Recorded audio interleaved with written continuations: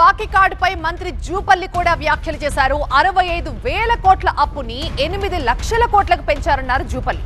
మీ 10 ఏళ్ల బాకీ కార్డు చాలా పెద్దదన్నారు. ఒక్కొక్కరిపైన 2 లక్షల అప్పు పెట్టి వెళ్లారన్నారు.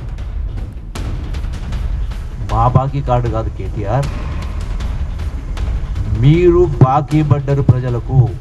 మీ బాకీ 8 లక్షల కోట్ల రుణాన్ని ఈ 2 సంవత్సరాలు కట్టిన 1,50,000 కోట్ల వడ్డీ అంటే దగ్గర మొత్తం కలిపి 10 లక్షల కోట్లు.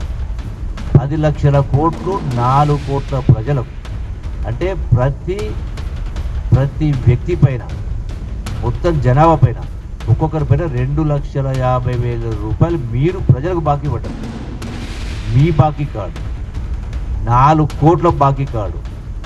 ఒక బుల్డోర్ ఒకటి అంటున్నావు, ఒక బాకీ కార్డు అంటున్నావు. అయినా నీవు ప్రస్తావించినటువంటి కాంగ్రెస్ పార్టీకి సంబంధించినటువంటి ఈ తులం బంగారము 2,000 రూపాయలు మాట్లాడుతున్నావు.